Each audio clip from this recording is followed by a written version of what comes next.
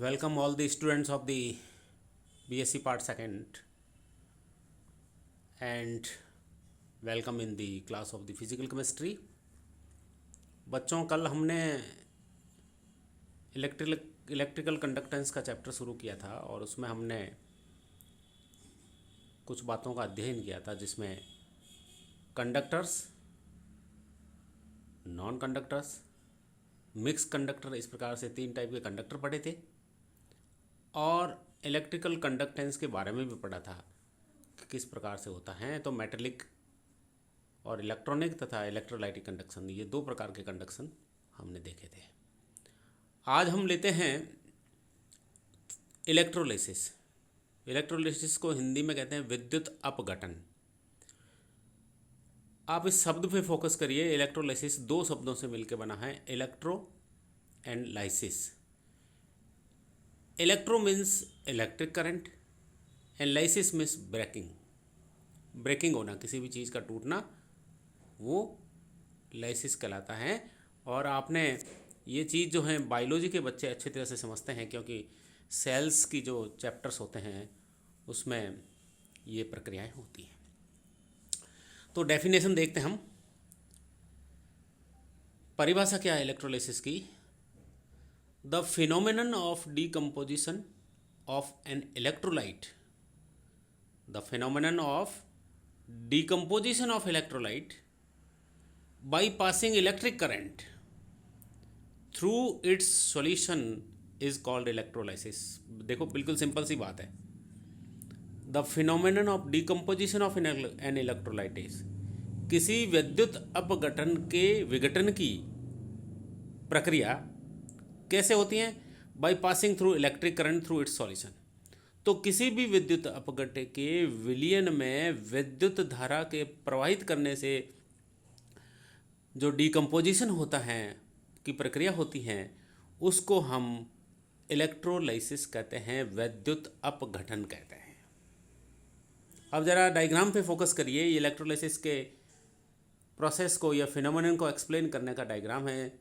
इसके अंदर एक बर्तन है, पात्र है, जिसको कि इलेक्ट्रोलाइटिक सेल कहते हैं। इस इलेक्ट्रोलाइटिक सेल के अंदर सोडियम क्लोराइड जो है वो HCl का सॉल्यूशन लिया हुआ है। तो HCl का सॉल्यूशन इस पात्र में भरा है, जिसको कि इलेक्ट्रोलाइटिक सेल कहते हैं। इस इलेक्ट्रोलाइटिक सेल के अंदर 2 मेटेलिक रॉड डिप करी हुई हैं, डुबोई हुई हैं। तो ये तो हो गया, ये जो पात्र हैं ये इलेक्ट्रोलाइटिक सेल हो गया। एक ये मेटेलिक रोड है और एक ये मेटेलिक रोड है। इन दोनों मेटेलिक रोड को इलेक्ट्रोड बोलते हैं। तो ये 2 इलेक्ट्रोड हो गए। इन दोनों इलेक्ट्रोड को इसके अंदर डिप करके फिर इनको बैटरी के 2 टर्मिनल जो होते हैं उनसे जोड़ देते हैं। तो बैटरी के धन टर्मिनल से इलेक्ट्रोड जुड़ा हुआ, जिसको कि एनोड कहते हैं, और दूसरे पे नेगेटिव टर्मिनल से जुड़ा हुआ उसको कैथोड कहते हैं। अब इसमें जो है एनोड की तरफ सारे के सारे एनायंस जो कि ऋणात्मक आवेश युक्त होते हैं वो गति करते हैं, और जितने भी धनायन हैं यानी एचायन होंगे HCl के, वो कैथोड की तरफ गति करते हैं, क्योंकि वो नेगेटिव इलेक्ट्रोड होता है। और उसके ऊपर पहुंचने के बाद में ये एक इलेक्ट्रॉन को ग्रहण करके हाइड्रोजन आयन H2 का निर्माण कर देता है, या H के परमाणु में परिवर्तित हो जाता है, न्यूट्रल। इसी तरह से क्लोरीन है, वो क्लोरीन परमाणु में बन के फिर क्लोरीन गैस का निर्माण कर देती है। तो ये एक इलेक्ट्रोलाइटिक सेल का संयोजन है जो कि इस चित्र में दिखाया है।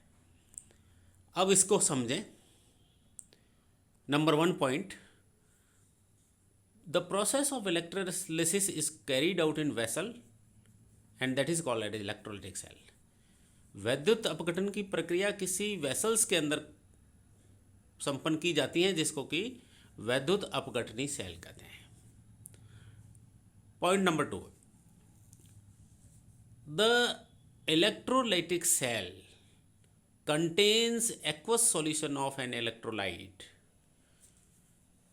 वैद्युत अपघटनी सेल होती है, वेसल होती हैं, उसके अंदर किसी भी इलेक्ट्रोलाइट का जलीय विलयन डाला जाता है, भरा जाता है, and in which 2 metallic rods are dipped, और उसके अंदर 2 धात्विक रॉड को डुबा कर रखा जाता है, डिप किया जाता है।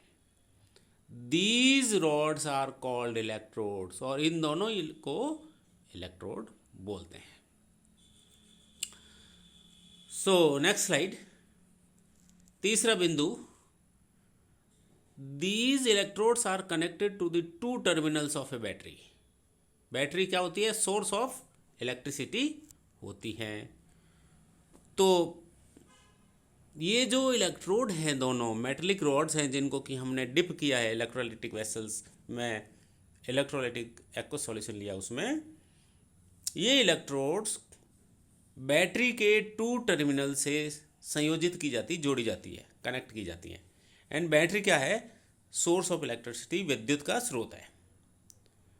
चौथा बिंदु, the electrode connected to the positive terminal of the battery, the electrode connected to the positive terminal of the battery attracts the negative ions.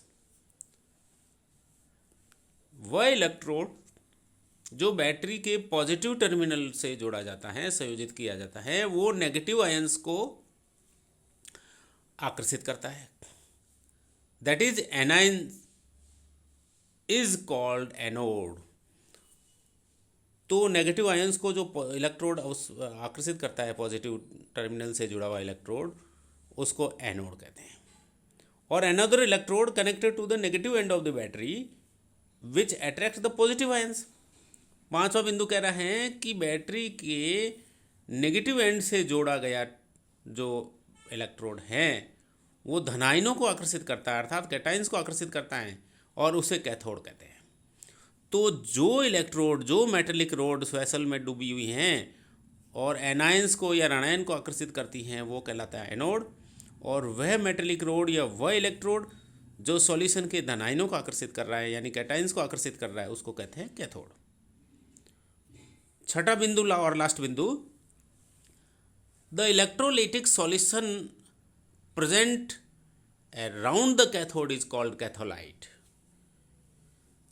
Cathode जो इलेक्ट्रोड है सॉल्यूशन में डिप किया हुआ मेटलिक रॉड, जो कि कैथोड कहलाती हैं, जो कैटायंस को अट्रैक्ट करती हैं, उसके चारों ओर जो इलेक्ट्रोलाइटिक सॉल्यूशन ज़्यादा कॉन्सेंट्रेट प्रेजेंट हो पाता है जब विद्युत धारा प्रवाह करता है, तब उसको कैथोलाइट कहते हैं।